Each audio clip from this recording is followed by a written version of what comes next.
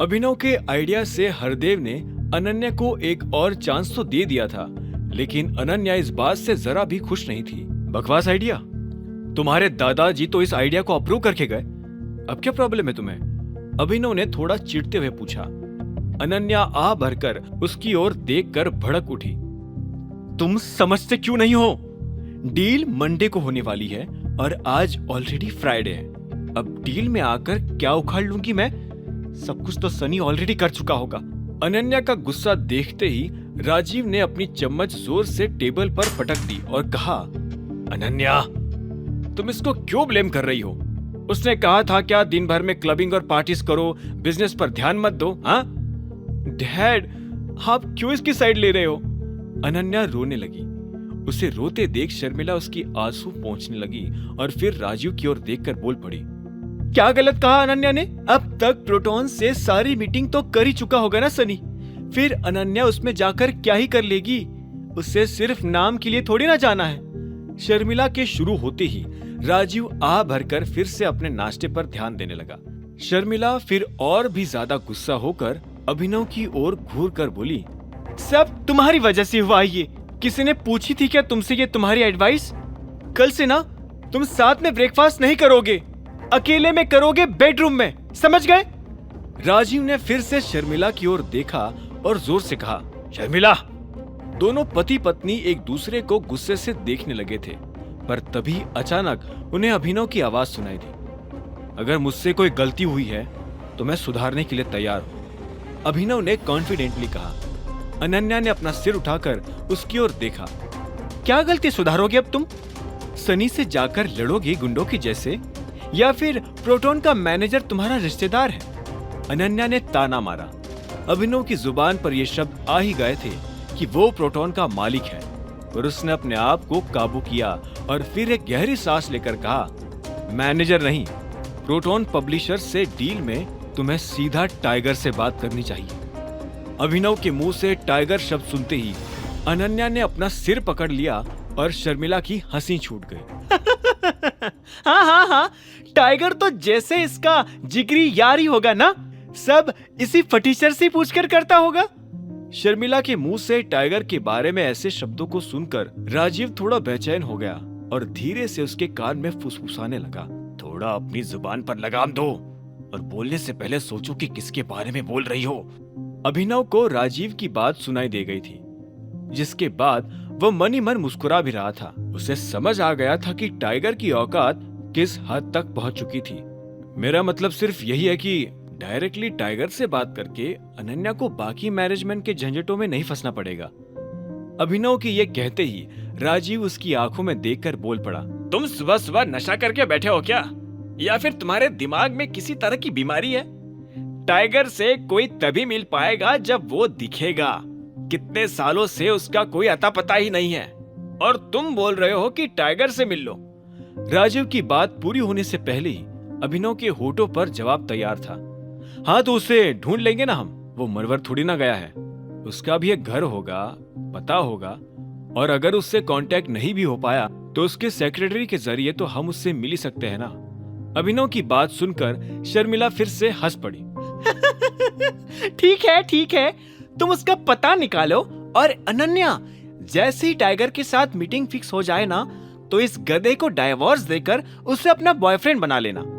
शर्मिला का ताना सुनते ही अनन्या गुस्से से अपनी चेयर से उठकर बाहर जाने लगी। जा रही हूँ कंपनी, बाय। अनन्या को बाहर निकलते देखकर अभिनव भी तुरंत उसके पीछे पीछे उठकर चल दिया। अनन्या बताओ तो सही, तुम्हें टाइगर से मीटिंग करनी है या नहीं? अभिनव के सवाल को पूरी तरह से इग्नोर करती हुई अनन्या अपनी कार में बैठ गई।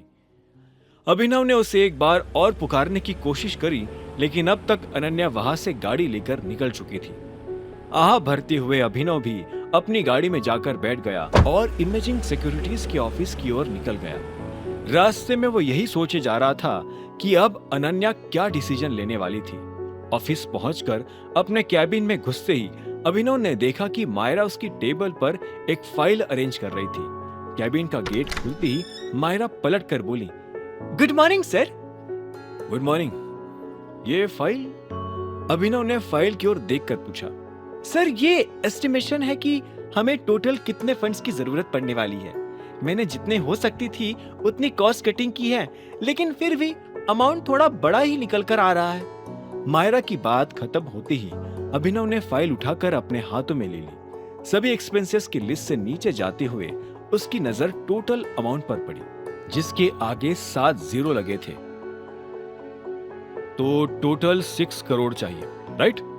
यस सर, अमाउंट काफी बड़ा है, हमें लोन के लिए अप्लाई कर देना चाहिए। अभिनव ने मायरा की ये बात अनसुनी कर दी। वो अभी भी उस फाइल के पन्ने ही पलटाए जा रहा था, लेकिन उसे एक इंफॉर्मेशन नहीं मिल रही थी। ये प्रोडक्ट कितने दिनों में रेडी हो जाएगा? पर सर फंड्स तो आ जाए पहले। फिर से पैसों की बात सुनकर अभिनव ने मायरा की ओर रूखेपन से देखा।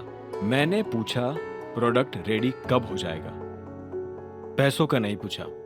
इतनी इंपॉर्टेंट इंफॉर्मेशन इस फाइल में नहीं है। क्या काम किया है तुमने? हाँ? अभिनव की फटकार मायरा नजरें झुकाकर सुनती रही।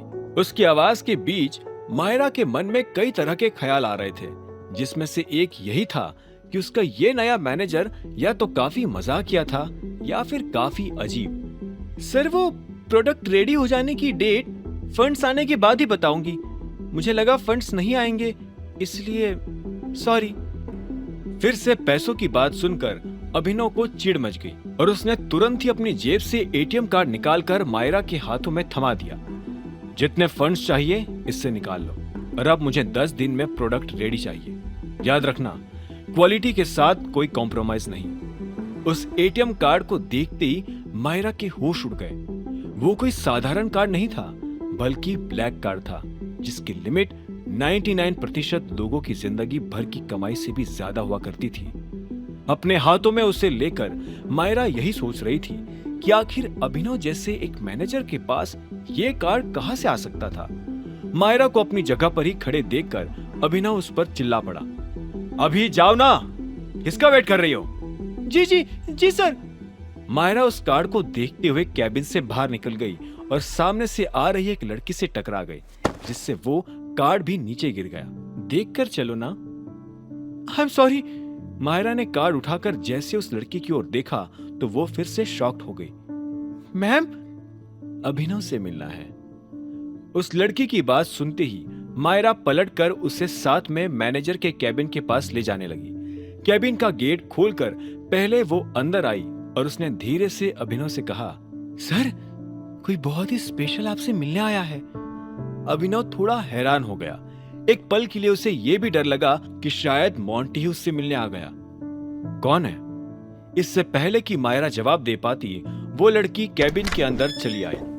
अरे अलायना, तुम? अभिनव अचानक अलायना को अपने ऑफिस में देखकर हैरान हो गया।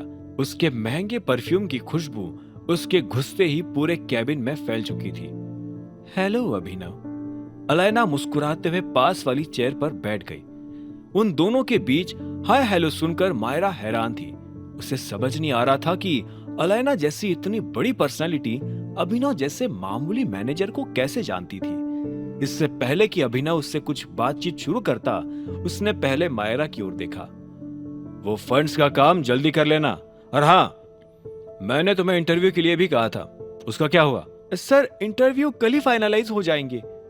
अभिनव ने सिर हिलाकर कहा। ठीक है, तुम हैंडल कर लेना and hire only the best. कुछ हेल्प चाहिए तो बताना। Dismissed. Okay sir, thank you. Myra तुरंत ही कैबिन से बाहर आ गई और उसने धीरे से गेट भी लगा दिया। उसे जाते हुए देखकर अभिनव के चेहरे पर हल्का सा गुस्सा था, जिसे अलायना ने नोटिस कर लिया। लगता है टाइगर लड़कियों के सामने सख्त बनने की कोशिश कर रहा है। अभिनव उसकी बात सुनकर हंस पड़ा। तुम भी कभी कभी कुछ भी बोलती हो। आलसी स्टाफ है, इसलिए सबको लाइन पर रखना पड़ता है, क्या करे। इसी वक्त अभिनव का फोन बजने लगा। उसने देखा कि स्क्रीन पर नाम अकरम का था। हेलो अकरम। गुड मॉर्निंग टाइगर, नई जॉब कैसी चल रही है?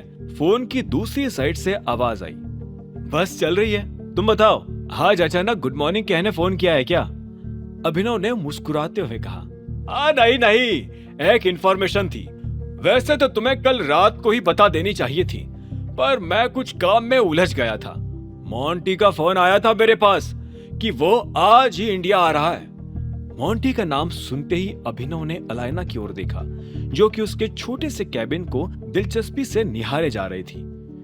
हाँ, वो अलायना ने बता दिया था मुझे। इनफैक्ट वो अभी मेरे सामने ही बैठी है, बस पता नहीं क्यों। अपना नाम सुनते ही अलायना ने अभिनव की आंखों में देखा और वो अचानक मुस्कुराने भी लगी। अभिनव ने कंफ्यूज होकर इशारे से पूछा कि वो एकदम से स्माइल क्यों करने लगी थी, और इसी वक्त फोन की दूसरी साइड से उसको जवाब भी मिल गया था। अलायना, तुम्हें वहां से ले जाने आई है टाइगर। मोंटी सुबह ही लैंड कर चुका है और फिलहाल तुम्हारे पिता की एक प्रॉपर्टी में ही बैठा है। तुम एक बार आ जाओ तो प्रॉपर्टी डिस्कस कर लेते हैं। मोंटी का नाम सुनते ही अभिनव के कान खड़े हो गए। उसका खून अचानक से गर्म हो गया और उसकी आंखें पैनी हो गई। जिस दिन का वो इतने वक्त से इंतजार कर रहा था, आखिरकार वो दिन आज आ ही गया था। अभिनव भले ही थोड़ा नर्वस महसूस कर रहा था, लेकिन वो मोंटी से मिलना चाहता था। वो उस आदमी को देखना चाहता था जिसके पिता की वजह से उसने अपने 18 साल अनाथों की तरह निकाले थे। वो उस आदमी से मिलना चाहता था जो उसकी गद्दी को हथिया कर बैठा हुआ था। अभिनव के अंदर अपने पिता की मौत का बदला लेने की आग हवा पकड़ने लगी थी। अभिनव ने फोन पर कहा, क्या मोंटी को पता चल गया है कि मैं वापस आ गया हूँ? अभिनव फोन पर यह सवाल पूछते हुए अलायना की ओर भी देखने लगा, जिसका जवाब अलायना ने सिर हिलाकर ना में दिया। नहीं नहीं, उससे अभी कुछ नहीं पता चला है। फिलहाल तुम मीटिंग सभी सीनियर से कर रहे हो, अकरम ने उसे दिलासा देते हुए कहा। हालांकि अभिनव के मन में अभी भी शक था, इसलिए उसने ना आने का बहाना बनाने की कोशिश करी। ठीक है, जब तक मैं वहां नहीं आता, मोंटी को यह खबर नहीं लगनी चाहिए कि मैं वापस आ गया हूं, अभिनव ने कहा। वो मोंटी को अपने नाम से अलर्ट नहीं होने देना चाहता था। वो नहीं चाहता था कि मोंटी उसके आने की खबर पाकर कोई चाल चले। वो मोंटी को रंगे हाथों पकड़ना चाहता था। तो तुम मुझे इसलिए लेने आई हो? चलो मैं भी तो देखूं ये मोंटी कौन है, अभिनव ने कहा और अपनी जगह से खड़ा हो गया। तुम मोंटी का नाम सुनते ही इतने गुस्से में क्यों आ गए? अलायना ने अभिनव का चेहरा देखते हुए पूछा। भले ही अभिनव कुछ नहीं कह रहा था, लेकिन अलायना सब कुछ साफ देख पा रही थी। अभिनव के मन में अभी भी जवाब नेगेटिव ही था, मगर वो उसे जुबान पर नहीं लाया। उसे एहसास हुआ कि अभिनव होने से पहले वो टाइगर था, और फिलहाल वो दुनिया के सामने अभिनव बनकर इज्जत से इसीलिए रह पा रहा था क्योंकि उसके सिर पर कुछ लोगों का हाथ था। ऐसे लोग जो उसे टाइगर के नाम से जानते थे। वो भी लोगों के लिए टाइगर ही बना रहना चाहता था, ताकि वो अपने लोगों की मदद कर सके, जैसे उसके पिता किया करते थे। ऐसे में अभिनव ने अलायना की बात का कोई जवाब नहीं दिया और सीधा बाहर निकल गया। उधर जब अभिनव मोंटी से मिलने निकल गया था, तब इधर अनन्या अपने घर में परेशान सी बैठी थी। हरदेव ने प्रोटॉन के साथ डील फाइनल करने के लिए सनी को भेजा था। ऐसे में अनन्या को समझ आ गया था कि अब वो कभी अपनी ही कंपनी में हरदेव पाल सिंह की जगह नहीं ले सकती थी। उसे लगने लगा कि आगे भी अपने कमीने भाई सनी के अंगूठे के नीचे रहकर ही उसे काम करना पड़ेगा। अब आगे क्या होने वाला था? क्या होगा जब अभिनव मोंटी से पहली बार मिलेगा? क्या वो अपने गुस्से पर काबू रख पाएगा? और क्या अनन्या को जिंदगी देगी दूसरा मौका? टर्न ऑफ टाइगर के सारे एपिसोड्स को सुनने के लिए डिस्क्रिप्शन में दी लिंक से डाउनलोड करें पॉकेट FM ऐप।